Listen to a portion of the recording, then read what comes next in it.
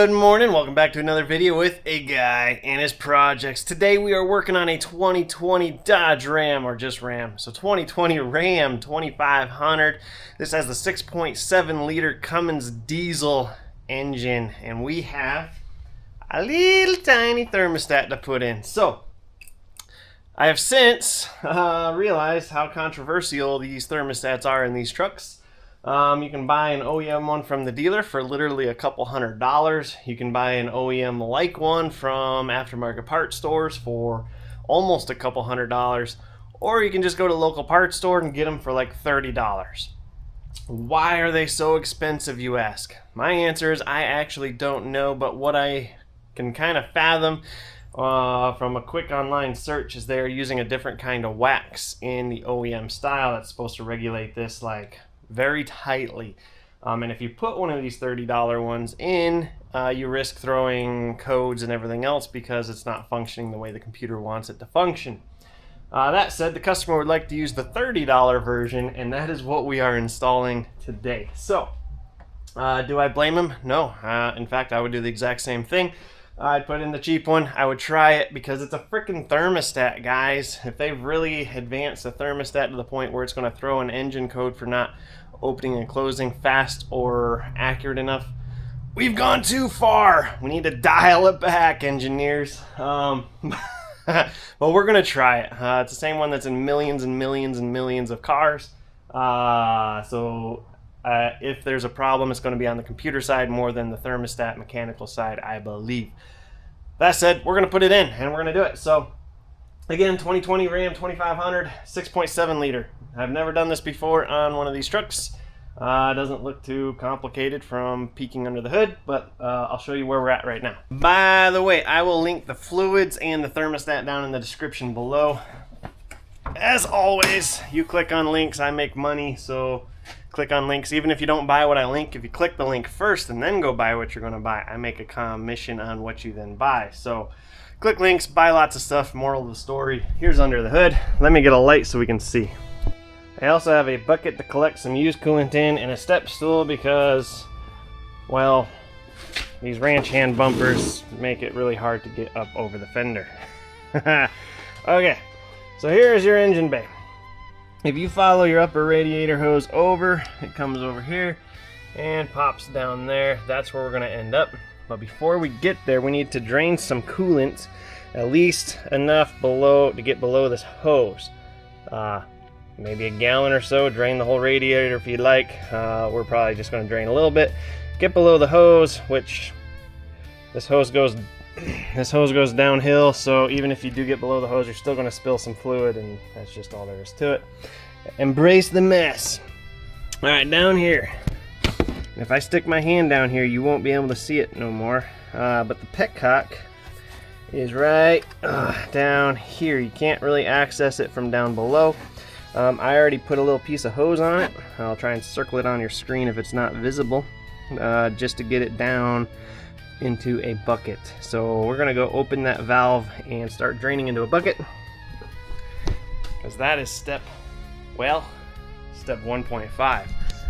Step 1, let's come over here and crack the reservoir tank so that it'll actually, flow. Yeah, she maintains some pressure.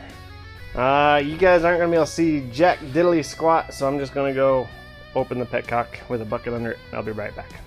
Alright, see, this is why you need the step stool with a ranch hand bumper. So this, I can't even see it. All this plastic, right here, this plastic's gotta go. So we're gonna pull this dipstick out, and put that somewhere safe and clean. So 4 8mm bolts, 1, 2, 3, and 4. Those are gonna come out. With those 4 bolts out, we can then just kind of pick up and move this out of our way. Now, something easy to forget, you do have an open dipstick tube here. You don't really want any dust going in there, because next time you put your dipstick in, it'll take the dust down with it. Grab an earplug or the dipstick itself and push it back in there, tape it, whatever you want to do. I'm going to slide this dipstick back in. Alright, so from here, It looks like our thermostat is right here, and it looks like we have a clearance issue with what this would be the EGR, I guess. So we're gonna have to take this EGR tube off, I think. You can access one bolt, almost access that bolt with a wobble. This top one looks a little tricky. So yeah, we're just gonna take this EGR tube off and call it. Sometimes it's easier to take more apart and just be done with it. So this is gonna come off. All right, so we gotta take this clamp off, and because of this bracket, probably this clamp too. Looks like an 11 mil. So we're gonna stick our deep end 11 mil ratchet in there. Ugh.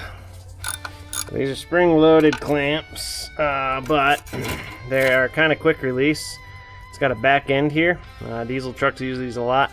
So you need to take this nut off a long way, and that'll let the spring release its tension, and then you can utilize your fingers to pull it all the way off. That said, we might not have to pull it all the way off. Might be able to just stretch it. Nope, it's gonna come off. So just push that, pull that, and then you can flip her back upside down and kind of pull her off. Like a C-clamp almost. C-clip.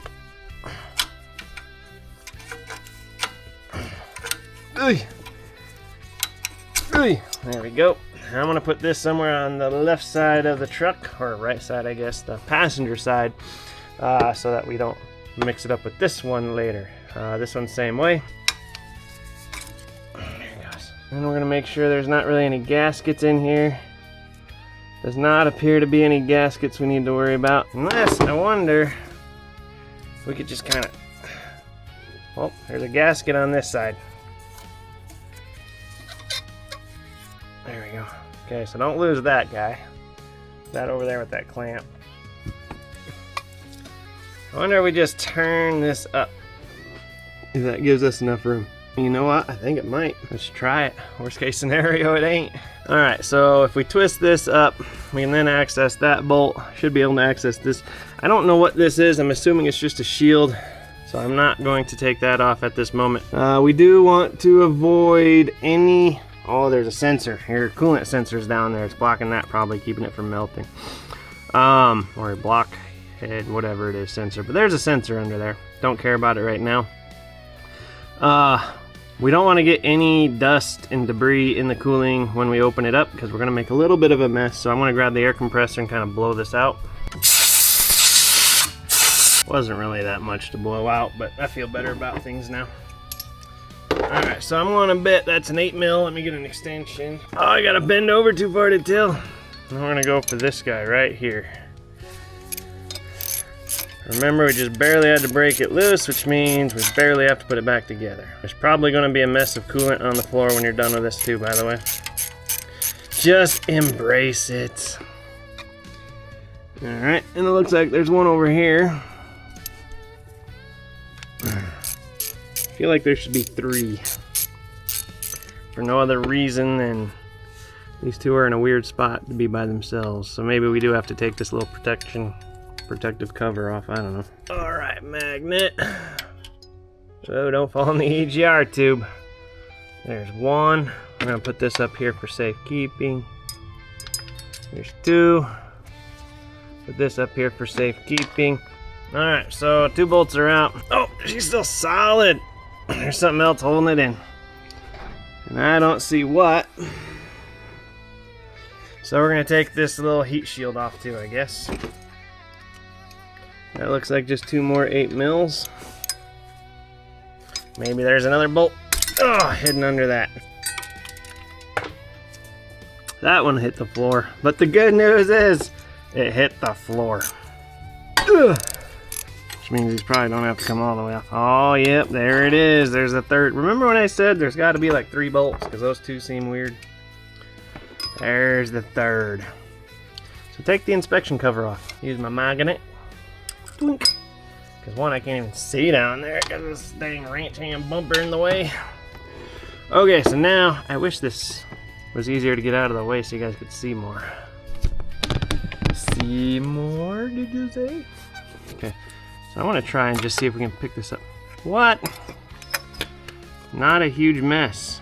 So there's the hole, which means a thermostat must be in the housing underneath this. Great.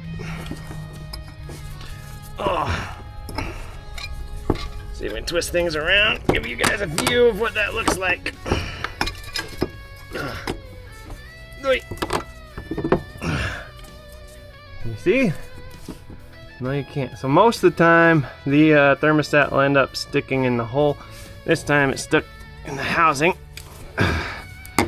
I know you guys can't see it, but I want to try and break it out down here. There it goes. So there's your thermostat. You can also verify that you're putting in the right temperature. This says 190 F, that's 190 degrees Fahrenheit. We also bought a 190 degree. We're gonna go grab the new one. I'd like to put in the, oh, now we're making the mess. We were doing so good. So I'm gonna go down here and I'm going to try and put this in just like so.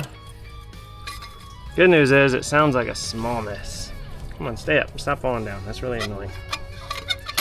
Just stay like that, please. All right. So that's gonna fall in like so. And then we're gonna put our housing back on because the thermostat has a gasket built into it. And try our best to line this up perfect. And we're gonna try our best to drop this bolt right in place, which did not work. Whoa, I'm losing my ladder. I'm leaning over too far. So sometimes you can't really get those to line up. You can use a magnet to drop these in. Problem with the magnet is then you have to be creative on getting it off, like so. And we can use our extension, because it's in the hole now, to feel for the threads right there. So this first one, we're just getting it to be in place. That worked out swell, so we're gonna do that with the next bolt too. Drop it in with the magnet, slide the magnet off to the side, and then we can use our extension down here to get this to touch the surface of the thermostat housing. Our third one, same thing. Put it down there, slide the magnet off, and get this one threaded in. Alright, now you're going to torque those to manufacturer specifications I will try to put on the bottom of your screen. Don't take them for granted. I just search Google and find them, okay guys? But you don't want to torque them one down and then go to the other three. You want to get them all snug first. Once all three are snug, then you can torque her down. Now we can slide on our dust cover, heat shield, whatever it is. I think it's a heat shield. That's dumb. It's a heat shield. It's got to be a heat shield. Same thing with these. Doesn't require a lot of torque. They're just little bolts, and this one's literally just holding on the heat shield. But you also don't want it to come loose, so torque it to manufacturer specifications, which I'll try to link on the bottom of your screen. Thermostat's pretty much done. Now we gotta put our EGR tube back in place. Remember, this side had a gasket. You could go buy new. I think we're gonna be okay. I hope. If not, the guy knows where I work. Alright, so like I said earlier, I like to make these nuts really easily accessible. So I'm gonna try and stick this one up, and hopefully I don't regret it later because there's like not enough room or something. But you're gonna get this in place. This is where you start shredding your gloves. Oh, come on. So close. There it goes. Alright. Once you kind of get it in place, you're gonna have to have this more or less perfect, or you're gonna hate your life for a minute. There it is. Okay, now we're in. So now, try not to move a muscle. Don't want that to pop back out. Now I might not be able to have it straight up because of that cover actually. That might be why it was down. But we're gonna try and at least angle it a little bit like this maybe. Remember, we already slipped that gasket in. Alright, so we're gonna make this just a little easier on ourselves. Open that up all the way. And if you're good enough, you can slide that in just like so. This one seems way easier than the other side. Shouldn't speak, we're not done yet. Watch, we'll have a leak. Sorry if you guys are bouncing, I'm shaking the whole truck. Try to stand on my tippy toes on this little step stool while bending over at a very uncomfortable angle. Alright, next thing we're going to do is fill up the system, fire it up, make sure everything's good. Everything's buttoned up except this cover. I'll put that on last. I want to be able to see if the thermostat housing's leaking when we're done. I believe the OEM coolant is purple. However, this red-orange stuff came out, so we're going to put this red-orange stuff back in. And you should be able to get exactly how much you took out. You should be able to put that exact amount back in. You might have to burp it a little bit, and I'm expecting that. So we pulled out this much. This is all we pulled out. We did spill a little teeny tiny bit when we, oh yeah, you can see it bubbling, it's self-burping almost. We did spill a little teeny bit when we pulled the thermostat housing off, but not much. So if you can put in what you took out, then you should be good. A little overfull, you can see it's burping right now, it's burping itself, so it might actually settle right in. We'll probably just let that run itself here in a minute, but we're gonna go put this cover on. So out with the dipstick again. We'll put this cover back on again. Try not to get any dirt in that dipstick tube hole. Find out where it wants to sit. Oh, not that I can see the screw holes. Oh, you're right there. Shove her back in there. It's upside down, Jeremy. I know, I just don't care, okay? Voila! We already put the cap on, fire it up, and verify there's no leaks. Let's do it. Guys, that is really all there is to it. We're going to fire this up, let her get up to operating temperature, make sure that thermostat opens. We're going to check, make sure there's no leaks, and life is going to be fantastic. Remember, I will link all the products that I use down in the video description below. As an Amazon associate, you click the links and buy stuff. I make money. Even if you don't buy what I linked, click the link, buy something else. I make a small commission. Amazon doesn't keep it all, and it helps my little business keep growing. Thank you for everything you do. Thanks for sticking around. We will see you next time. Adios.